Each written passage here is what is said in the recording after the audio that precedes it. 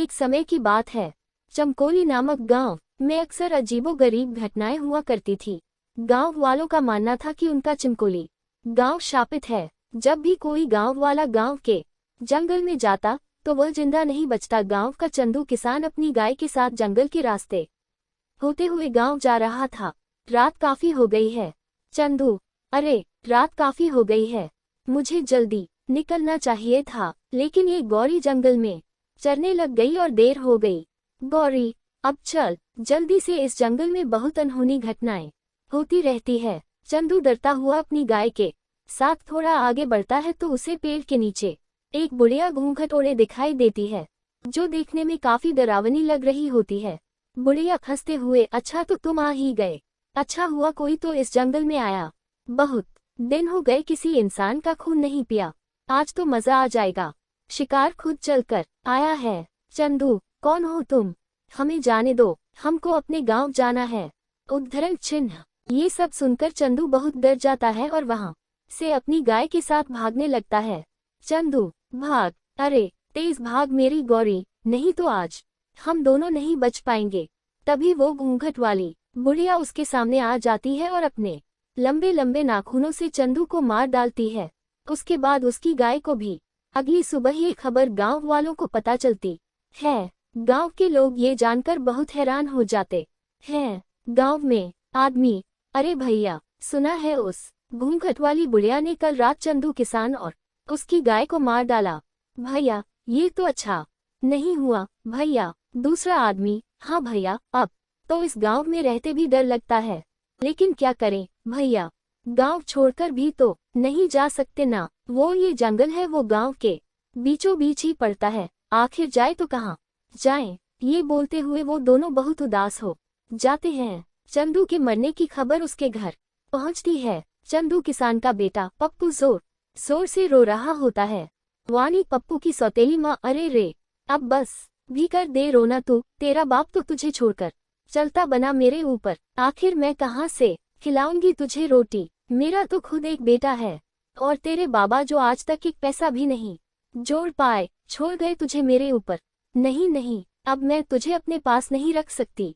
हाँ, निकल जा यहाँ से। जग्गू पप्पू का सौतेला भाई, अरे हाँ माँ, निकालो इसे यहाँ से, पिताजी का सबसे लाडला बना फिरता था, अब आएगा मजा। पप्पू, अरे नहीं नहीं माँ, ऐसा मत कीजिए, मैं आखिर कहाँ जाऊंगा। माँ, ऐसा मत कीजिए माँ, पिताजी के बाद अब आप ही मेरा सहारा हैं माँ। उद्धरण चिन्ह। वानी, अरे वो सब मैं कुछ नहीं जानती, समझा, तुझे इस घर से जाना ही होगा, जा यहाँ से। जिसके बाद पप्पू वहाँ से बड़े उदास मन से चल देता है। चलते चलते वो गांव के उसी जंगल में आ जाता है। जैसे ही पप्पू अंदर जंगल में जाता है, उसे डरावनी आवाजें सुनाई देने लगती है। वो बहुत डर जाता है। पप्पू, अरे रे, ये कैसी अजीब सी आवाज है, मुझे तो बहुत डर लग रहा है। हे भगवान, इस गांव से बाहर जाने का एक यही रास्ता है जो जंगल से होकर गुजरता है। हे भगवान, मेरी सहायता कीजिए, अभी तो मुझे बहुत भूख भी लगी है। हाँ, और जिस ओर से डरावनी आवाजें आ रही होती है, पप्पू उस ओर चल देता है। बीती वो देखता है कि वहीं पेड़ के नीचे घूंघट में एक बुढ़िया बैठी है। बुढ़िया हंसते हुए, आ गया तू, अब मुझे एक नया शिकार मिल गया। उसकी बात सुनकर पप्पू काफी डर जाता है। पप्पू, हे भगवान, अब मैं क्या करूं। तभी भागते भागते पप्पू एक गड्ढे में गिर जाता है।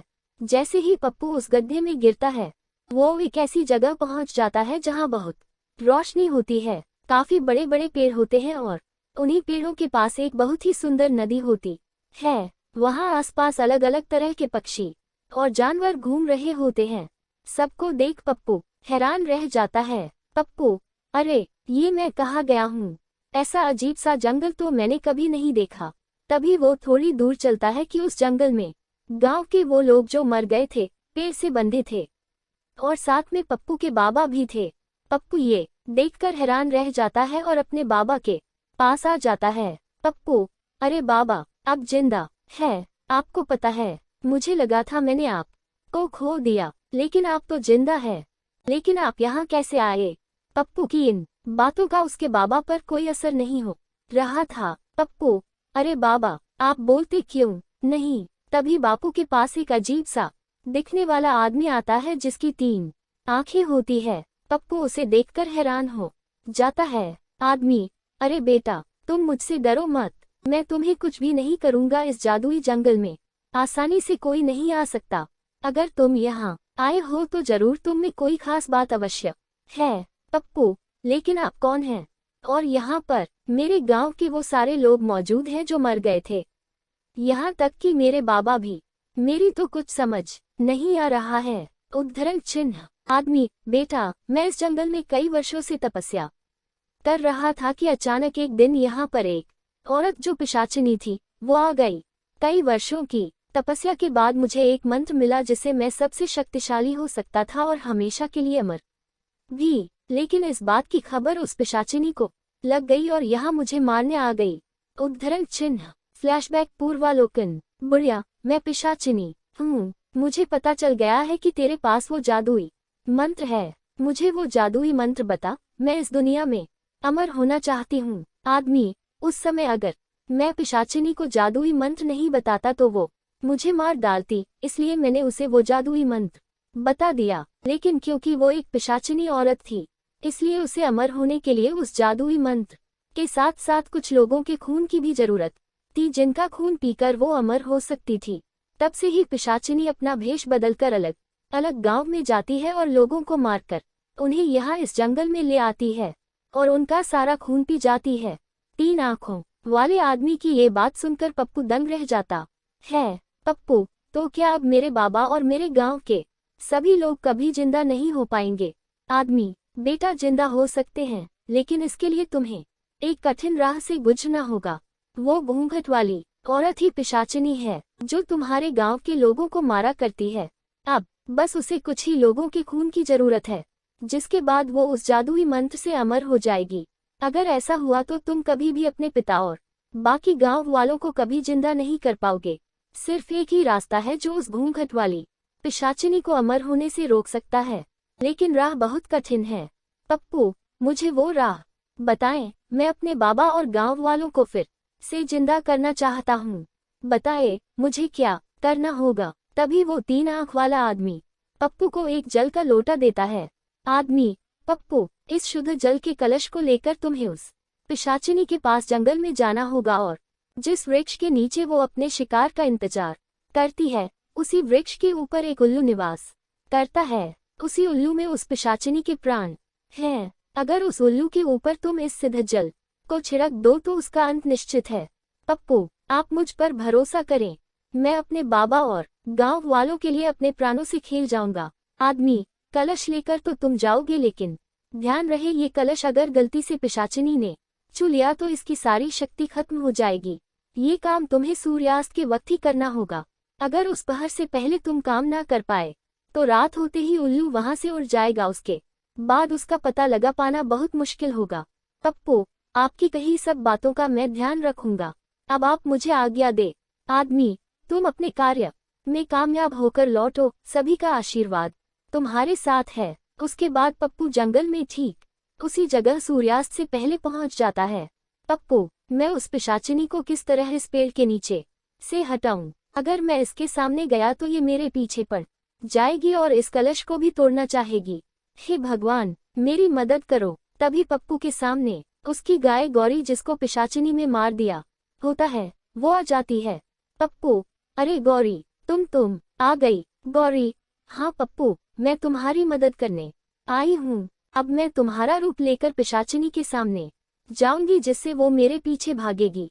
तब तुम पीछे से जाकर उस पेड़ पर बैठे उल्लू पर इस सिद्ध जल को छिड़क देना, जिससे इस पिशाचिनी का अंत हो जाएगा। पप्पू, ठीक है, मैं बिल्कुल वैसा ही करूंगा। उसके बाद गौरी पप्पू का रूप ले लेती है। पिशाचिनी के सामने जाकर, गौरी, इधर देखो बूढ़ी पिशाचिनी, आओ मेरे पास।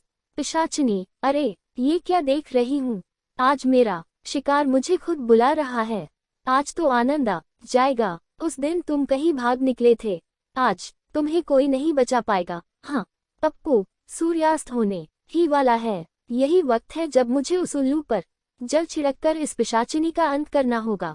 पप्पू झट से उस पेड़ पर चढ़ जाता है और देखता है कि एक बहुत भयानक सा उल्लू पेड़ की डाल पर बैठा हुआ है। पप्पू कलश से जल उस पर छिड़क देता है जिससे उल्लू जलकर खाक हो जाता है और वहीं दूसरी ओर पिशाचिनी गौरी के पीछे भागते हुए जलने लगती है।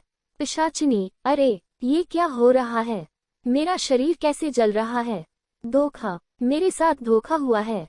नहीं, किसी को नहीं छोड़ूंगी, बचाओ। पप्पू, धन्यवाद ईश्वर, मैं इस पिशाचिनी का अंत करने में सफल हुआ। उसके खत्म होते ही पप्पू के बाबा और सभी गांव वाले उस 3 आंख वाले आदमी के साथ वहां आते हैं, जिन्हें देखकर पप्पू बहुत खुश हो जाता है। पप्पू, अरे बाबा, आप जिंदा हो गए। मेरे प्यारे बाबा, देखो, मैं आपको अपने पास फिर से ले आया। चंदू, हाँ मेरे बच्चे, देख मैं तेरे पास आ गया हूँ। 3 आंख वाला आदमी, वाह पप्पू, तुम सच में बहुत बहादुर और साहसी हो। तुमने उस पिशाचिनी घूंघट वाली बुढ़िया को हमेशा के लिए मुक्त कर दिया है। अब वो बहुत दूर जा चुकी है। अब तुम्हारा गांव शापित नहीं रहा बेटा। अब किसी भी गांव वाले की मौत नहीं होगी और ये सब तुम्हारे ही कारण हुआ है। ये सुनकर वापस जिंदा हुए सारे गांव वाले भी पप्पू का धन्यवाद करने लगते हैं। वानी, मुझे माफ कर दो पप्पू, मैंने तुम्हारे साथ बहुत गलत व्यवहार किया। पप्पू, मेरे मन में आपके लिए कोई कड़वाहट नहीं है। माँ, देखो, पिताजी अब हमारे साथ है। अब हम सब साथ रहेंगे। बूढ़ा आदमी, अरे वाह बेटा, तुमने जो हमारे लिए किया वो कोई नहीं कर सकता। तुम वाकई ही हमारे गांव के नायाब हीरे हो। हम तो तुम्हें पाकर धन्य हो गए बेटा। उद्धरण चिन्ह।